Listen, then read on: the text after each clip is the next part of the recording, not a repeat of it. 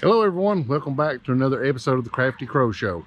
Today's video, as you can see, we got the hood up on the old Dodge. We're going to do a little work. We're actually going to do one of the basic skills that you need to know just getting out of high school. You might not know it now today, even being an older person like myself. But either way, it's a good skill to know how to do yourself. So we're going to change the oil on the Dodge. But first, we need some glorious shots of the beautiful Dodge truck.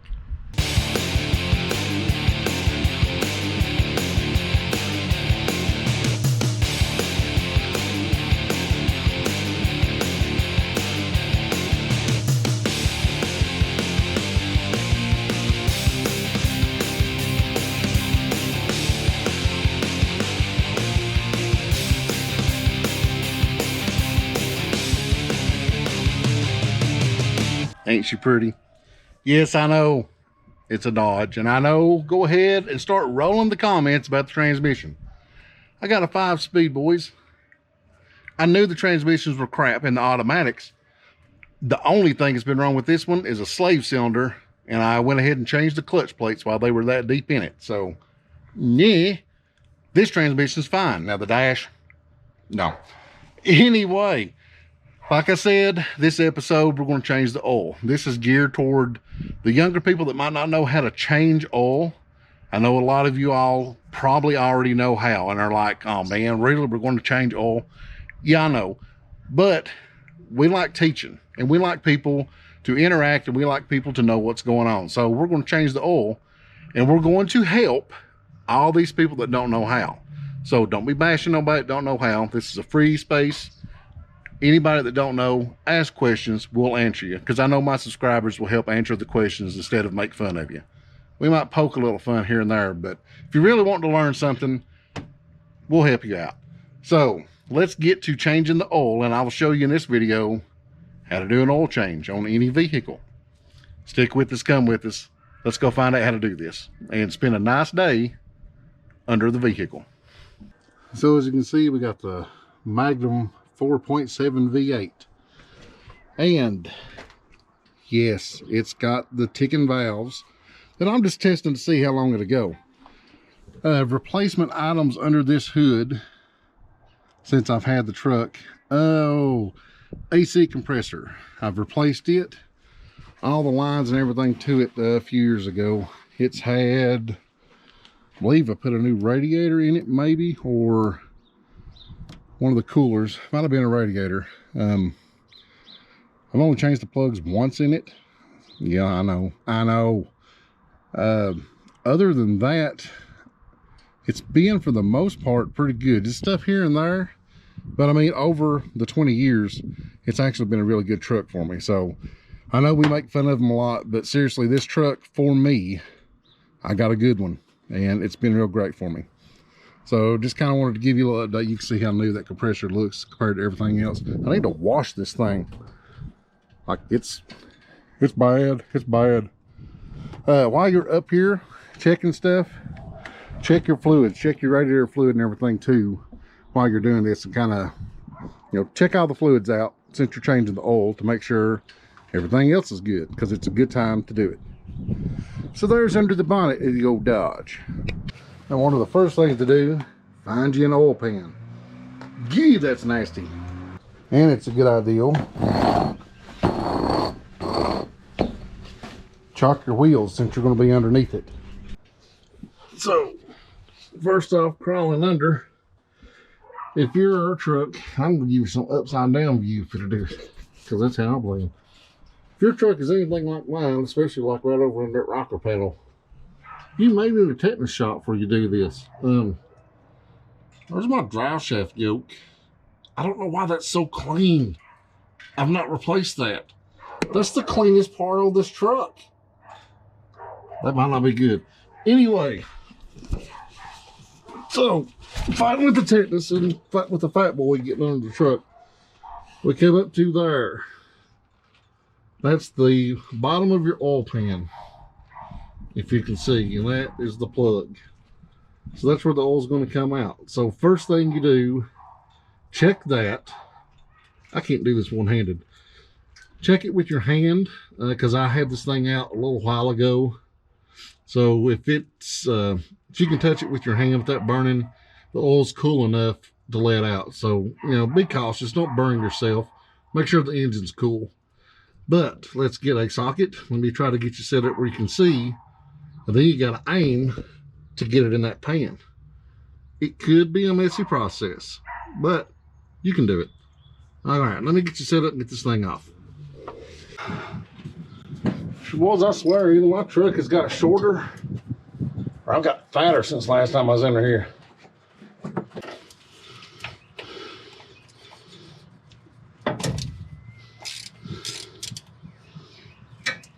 And usually once you break it loose, you can get it out by hand.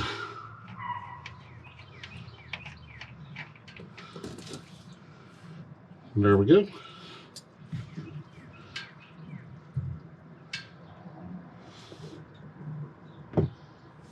Yeah, it's a little messy, but you know, be a man or a woman. So just let this sit and drain until it stops running. And after it stops running, you can go ahead and put the drain plug back in. And that will almost have everything from the underside done for this. All right, on my truck, next thing you're looking for is right there. That's the oil filter.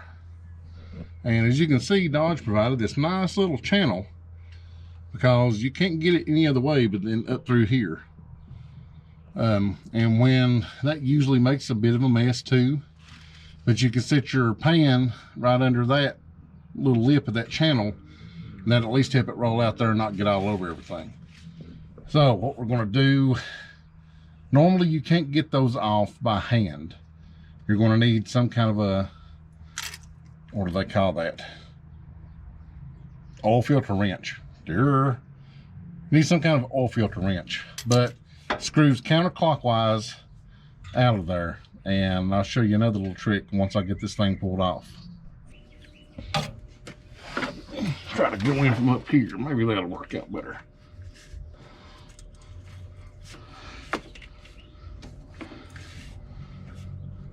Oh, it wasn't stuck on too bad. These things get stuck on just from the heat of the engine.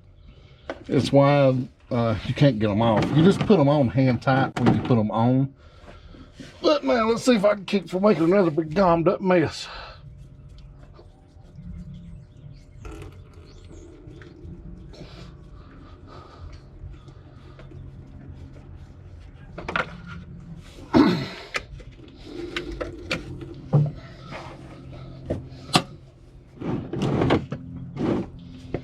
Now this filter is full of oil, as you can see. But there's one thing you got to make sure that you look for. Let me get my hands clean again before I grab my camera, and I'll show you what that is. So yes, it's a little messy and dirty to do this, but there's an O-ring on this thing.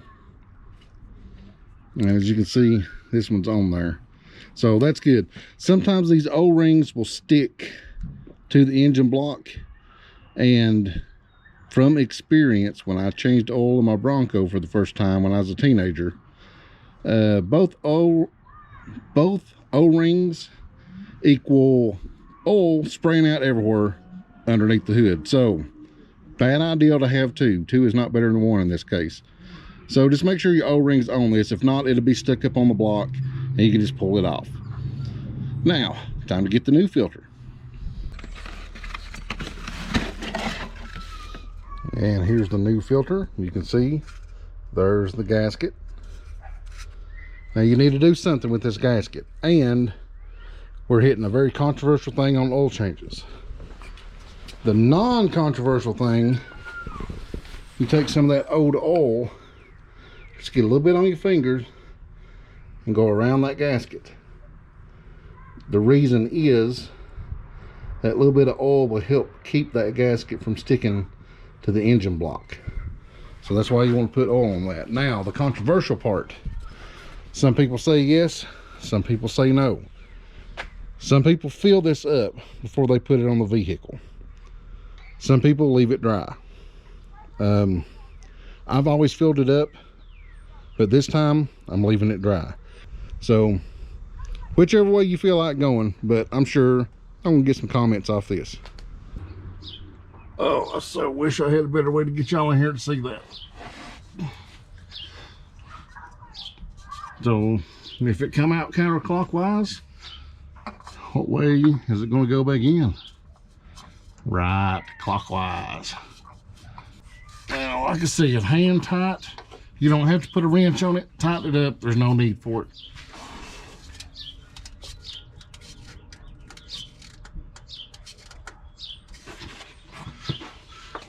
But good and snug by hand, as tight as you can get it, will do just fine. All right, let's get up top and off the ground. So now at this part, guys, you're already, the hard part's over with. You can put your tools back up. You don't need them anymore. And as you can see, I'm pretty much full. So you can go to any Advanced and maybe O'Reilly's. I know Advanced takes all this waste oil. So that's why I've got this container. You just take it to them. They'll dump it in their big thing out back. And that's reusable. So it's a good way to recycle the oil, and that gives you a place to put it instead of keeping it here at the house. But before we do that, just so I don't get in trouble, see I spilled some, so we're going to use some of our super clean absorbent because I don't feel like getting in trouble. Do you? See if I can get in here to get it. There we go. Now that will keep Kathy from getting mad at us and keep the driveway looking maybe a little better. As you can maybe see right there, it's got 6.5 quart. When I used to go get this changed in a shop all the time, me and the guy, neither one could ever remember how much this thing took. So he finally, after we figured out how much it took, he wrote on the side here so he would know every time we come. It's a good thing to do, but you know, do it your own way. But this was the way we done it, so that's how I can remember how much oil I've got in this thing. 6.5 quarts. Look on Google, whatever, on the internet, and you can find out for your engine, your vehicle, how much it takes, and you know, go from there. And you know, that's why I've not showed you what oil filter and all that, because everybody's varies. But this is the same procedure no matter what vehicle to change your oil. So I've got, as you can see, Valvoline 5W30 synthetic. This is my first time for synthetic oil. I've always used conventional, and I always use 10W30. I've liked Valvoline back when I owned my Bronco and I was a Ford person. I know Valvoline might not be the best for Mopars. But I do like the brand. It's always done me good. It's never gave me problems. So I'm just a Valvoline man. That's just how it is. But I wanted to put the synthetic, where this thing's got a little more mileage on it now, and I just want synthetic. I go so long without oil changes because I'm bad for forgetting that I think this is just the better way for me to go. So let's open up the engine oil cap. I've got a nice big old hole to put mine in, but we're still going to use a funnel. It's because it's easier that way. I mean, it's easier that way. Pop a top again. If I ever sing to you in my videos, I promise I actually can sing, but the music's got to be loud. I've got some kind of thing. I don't like hearing myself or something. So this is a total of 5 quarts. So this is going to get the bulk of it. Nice and pretty and clean. Just make sure it don't run out nowhere and give it a second. Let it go down.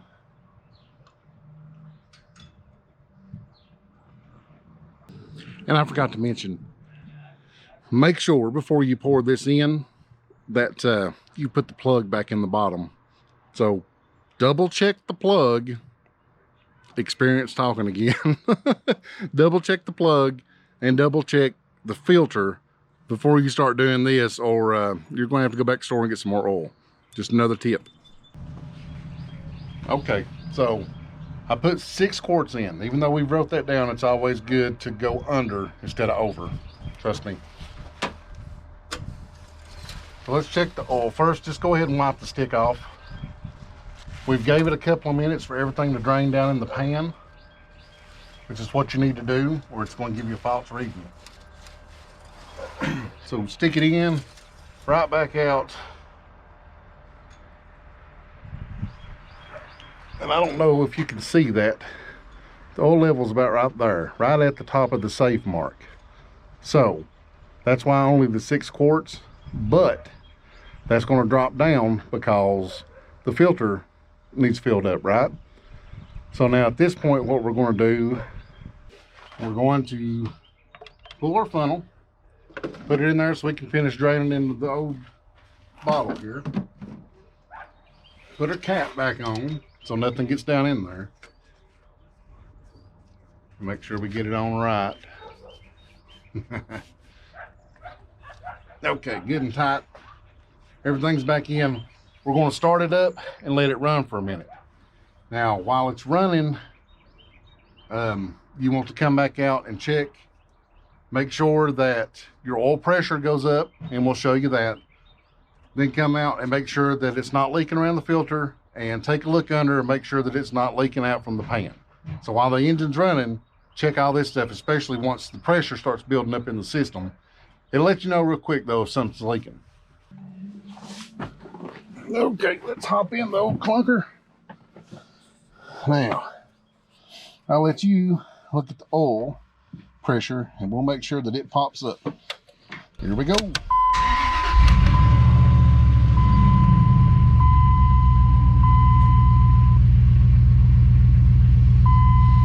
There we go. We've got oil pressure.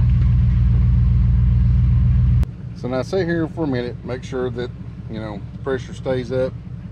You can see how many miles there. Maybe it's done that little flashy thing for you, ain't it? 111,000. 111,000 miles on the O2 is not bad. Okay, our oil pressure staying the same, so let's get out and do a walk around and make sure. And yes, it's going to be loud because the engine's running, but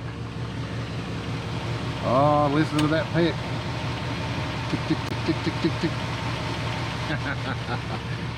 I swear, boys, that thing has been doing that for 15 years. I know I need to fix it.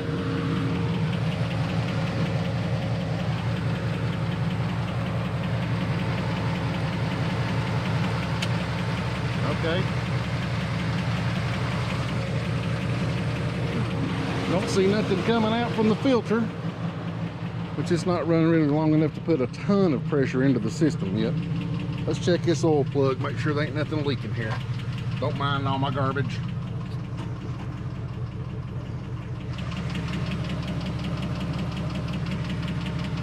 Well, you probably can't see it, but I can see it. I think we're good.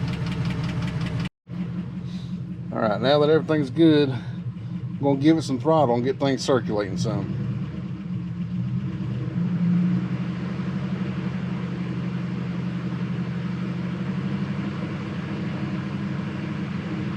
If we have a disaster, I'll let you know. Let this run for, I'd say, until your temperature hand starts coming up. When it starts coming up, that oil has got hot enough and thin enough that if it was going to spray out or leak out, it would. So just wait till your temperature hand starts coming up, then shut the engine off and let it set 10 or 15 minutes, and then we'll recheck the oil. There we go. We've come up to temperature now. It's not full operating temperature, but it's warm enough for this oil. Now, let's turn it off. All right, while I wait for it to cool off, I'll come back up under here to check this oil plug again, and it looks good. But I did find something. This is one of the benefits to working on your own vehicle, even if you don't right off know how to fix it. Can you see that? That right there. Do you know what that is?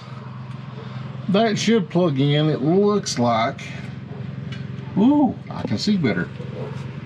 And that little post right there, that's my Downstream O2 sensor. And it's unplugged, and I don't know why. the last time somebody worked on this exhaust was forever ago, so that could have been hanging there that whole time. I'm going to hook that back up and see if maybe that takes off that check engine light. Dang. So, point being, you find other little things wrong and can catch them before they become bigger problems when you do stuff like this. So always look around, just look for something that don't look right. Okay, we've cooled off, so let's check it again. As usual, wipe the whole stick down, then put it back in.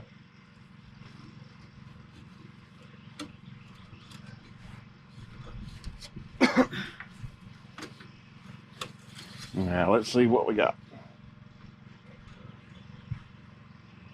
I don't know if you can see it again, but see, we're down to the F on safe. So that's how far down it went after getting it all back up in the engine and filling up that oil filter. So there's about a half a quart. So we'll add that half a quart and we'll be done. So that's really all there is to it, guys.